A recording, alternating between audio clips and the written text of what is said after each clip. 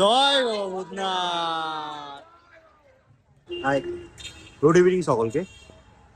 Anniversary তো গেল, anniversary video তো তোমরা দেখলে।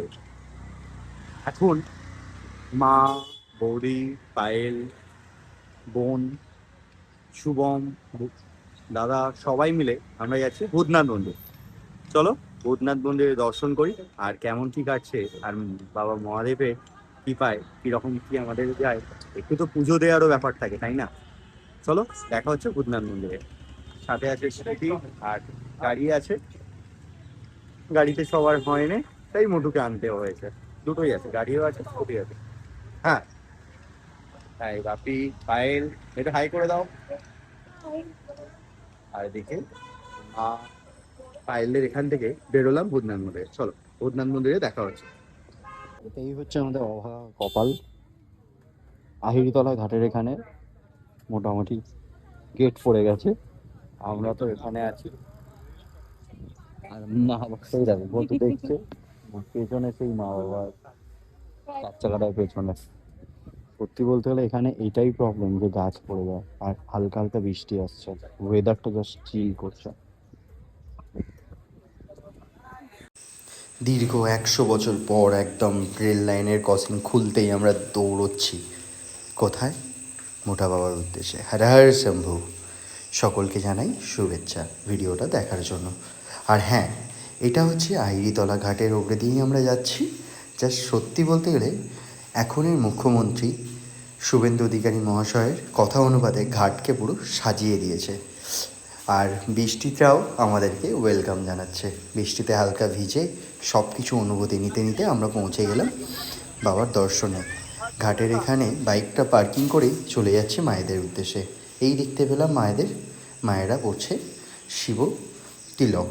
তো এখানে এইটা পড়ে এবং সকলকেই তিলক টিলক দেওয়া হচ্ছে। এবং এখানে আর একটা বাচ্চা, এই দিদিটা দিচ্ছিল, তারপর একটা বাচ্চা বোন আসে যে না আমি দেবো। তো দাও, অসুবিধে কিছু নেই, বাবার নামে সবাই সব রকমের করে করুক। তোমরা এখানে করে খাচ্ছ, আশা করি তোমরাও করো, সকলে আরামসে মজা করে করো। আর বাবার নাম করে সবাই একটু যদি কারোর ইনকাম হয় তাতেও অনেক এখানে বড় একটা ব্যাপার। ডালা নিয়েছি, এই একটা, না না, এটা দাদার ডালা। এই জাস্ট পয়সা এসে 50 টাকা করে নিল, তারপরে আসছে সন্ধ্যা আরতি। এখন আপাতত বাবার মন্দিরে ভূতনাথ ধাম যাই, তারপরে আবার দেখা হবে। জয় ভূতনাথ। চলো মন্দিরে এবার পুজো দিই। হালকা ভিড় আছে, বাট ইটস ওকে। বাবার জন্য সবকিছু, বাবার জন্য সবকিছু। হরে হরে শম্ভু। সারা জীবন যেন এইভাবেই আমরা দর্শন করতে পারি। ভাই পুরো পুকুর দিয়ে। হরে হরে শম্ভু। জয় বাবা ভূতনাথ।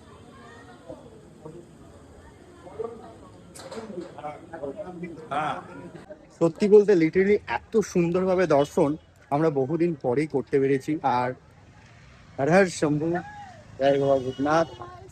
কেমন ভাবে দর্শন হয়েছে? খুবই সুন্দর, মানে আমরা এত সুন্দর দর্শন করছি বলে বলতে পারবো না। খুব সুন্দর ভাবে দর্শন হয়েছে। বাবার কাছে বাবা দিলেই হবে।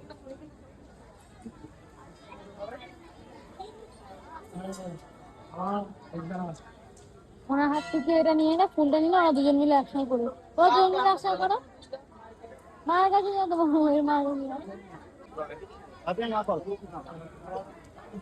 জানি হচ্ছে যাই।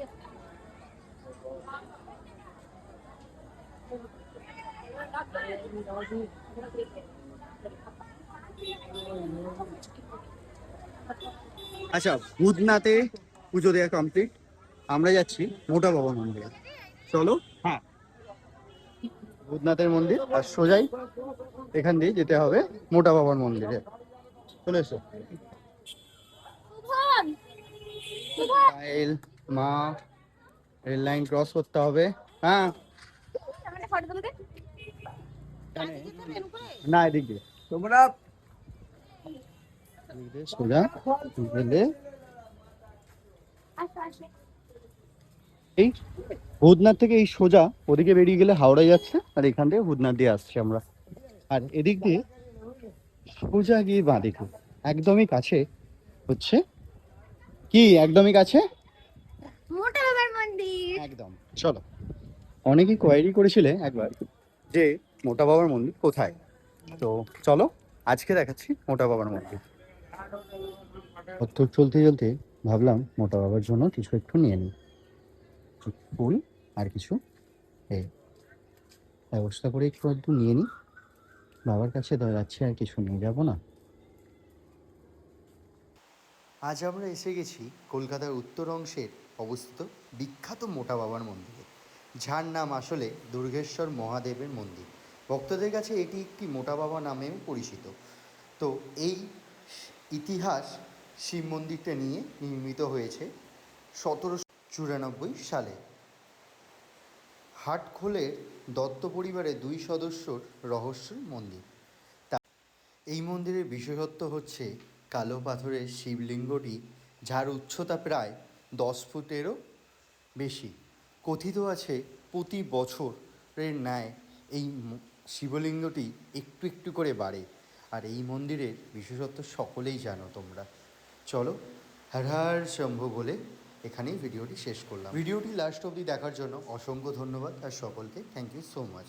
আর ভিডিওটি ভালো লেগে থাকলে অবশ্যই ফলো বাটনটি ক্লিক করে দিও, আর সাবস্ক্রাইব করতে তো ভুলোই না যারা ইউটিউবে দেখছো। Thank you so much.